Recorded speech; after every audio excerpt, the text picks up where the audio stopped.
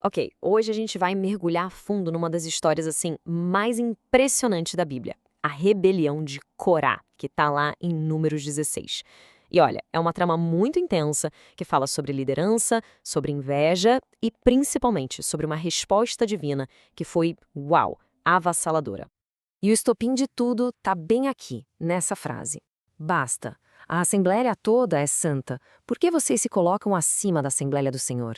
Olha, à primeira vista, pode até parecer uma queixa legítima, né? Mas não era. Foi muito mais que isso. Foi um desafio direto, frontal, contra a liderança que o próprio Deus tinha estabelecido. E isso, claro, jogou o acampamento inteiro numa crise gigantesca. Então, vamos entender melhor quem eram os cabeças dessa rebelião e o que eles realmente queriam. Porque, olha, não foi uma revolta de gente qualquer, não. Eram figuras importantes, nomes de peso. E o argumento que eles usaram, a gente tem que admitir, soava muito piedoso, quase justo. E aqui estão os protagonistas. Dá uma olhada nessa escalação. A gente tem Corá, que era um levita da mesma tribo de Moisés e Arão. Talvez ele olhasse para o sacerdócio e pensasse, ué, por que eles e não eu? Do outro lado, Datã e Abirão, que eram da tribo de Ruben, o filho mais velho de Jacó. Eles poderiam estar pensando que a liderança civil deveria ser deles por direito. E essa dupla improvável conseguiu convencer nada mais nada menos que 250 outros líderes do povo a entrarem nessa. Era uma aliança política e religiosa bem poderosa. E o debate central é fascinante. De um lado, os rebeldes chegam com um argumento que parece muito democrático. Ei, todo mundo aqui é santo, o povo todo pertence a Deus. Eles usavam essa ideia de santidade para dizer que não precisavam de intermediários, queriam poder igual para todo mundo. Mas, do outro lado, a resposta de Moisés mostra a ordem divina, que é bem diferente. A liderança não vem da aclamação popular, ela é designada por Deus, e nesse sistema, santidade não é ter poder, é servir na função específica que Deus te deu. Então, no fundo, a briga não era só com Moisés e Arão, a rebelião era contra o próprio Deus. E a resposta de Moisés a tudo isso é genial. Em vez de ficar batendo boca, de entrar numa disputa política que não levaria a lugar nenhum, ele joga a decisão para uma instância superior. Ele propõe um teste, um tipo de confronto divino, para que o próprio Deus mostrasse de uma vez por todas quem era o escolhido. E o desafio era muito específico. A proposta foi a seguinte: ok, vocês querem o sacerdócio? Então peguem seus incensários.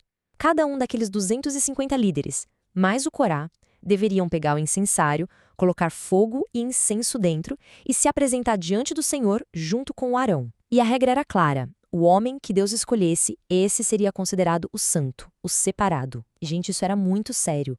Eles estavam sendo convidados a realizar uma das funções mais sagradas. Um ato que era restrito ao sacerdócio. Era literalmente uma prova de fogo. E o resultado desse teste, bom, não foi nada sutil. Não foi uma voz calma do céu.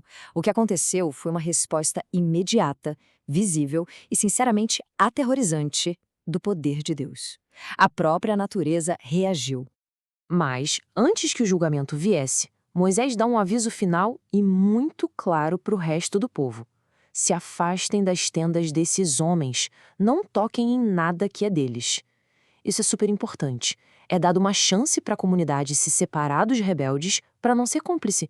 É uma linha desenhada na areia, mostrando que a escolha de se associar ao erro tem consequências. E então, o julgamento acontece, e é impressionante a precisão dele. Primeiro, a terra, ela literalmente se abre debaixo das tendas de Datã e Abirão, os líderes da parte civil da rebelião, e eles, com suas famílias, suas posses, tudo, são engolidos vivos. O chão se fecha sobre eles, e ao mesmo tempo, um fogo sai da presença do Senhor e consome os 250 homens que estavam com os incensários, querendo usurpar o sacerdócio. Veja só, foram 2 julgamentos diferentes, cada um direcionado para o tipo de pecado cometido, sobrenatural e específico. E quando a gente pensa que a poeira baixou, que a lição foi aprendida, a história dá mais uma virada. Porque não acaba aí. A reação do povo a tudo isso, no dia seguinte, vai provocar uma nova tragédia. O que mostra o quão fundo a rebeldia já estava enraizada. E a acusação é essa que dá para acreditar? Vocês mataram o povo do Senhor. É simplesmente espantoso. Depois de ver a terra se abrir e o fogo consumir os rebeldes, em vez de um temor profundo a Deus, o povo se vira contra Moisés e Arão. Eles olham para um julgamento divino claríssimo e chamam de assassinato. A cegueira era total. E a reação a essa nova murmuração, a essa acusação gravíssima, é imediata. Uma praga começa a se espalhar pelo acampamento. E o resultado dessa praga é este número: 14.700 mortos. Isso além de todos que já tinham morrido no dia anterior. Uma catástrofe. E é nesse momento de desespero total que a gente vê uma das cenas mais poderosas da Bíblia. Arão, sim, o mesmo Arão cuja autoridade tinha sido tão violentamente desafiada, pega o incensário dele, corre e se joga literalmente no meio do povo que estava morrendo. Ele se coloca entre os mortos e os vivos, faz a expiação e a praga para. Ele se torna uma barreira viva contra a morte. E é essa atitude heróica de Arão que nos leva finalmente ao coração de toda essa história, ao ponto teológico mais importante que a gente pode tirar daqui. A gente está falando aqui do papel do intercessor. O que é um intercessor? É alguém que se coloca no meio, na brecha, em favor de outra pessoa. É quem intervém para pedir misericórdia. E a imagem de Arão em pé, entre os que já morreram e os que ainda viviam, é a ilustração perfeita disso. Ele, com seu ato, parou a praga e salvou o resto do povo. Isso é interceder. E a teologia cristã faz uma ponte direta daqui para a figura de Cristo. O livro de Hebreus diz que Jesus vive sempre para interceder por eles.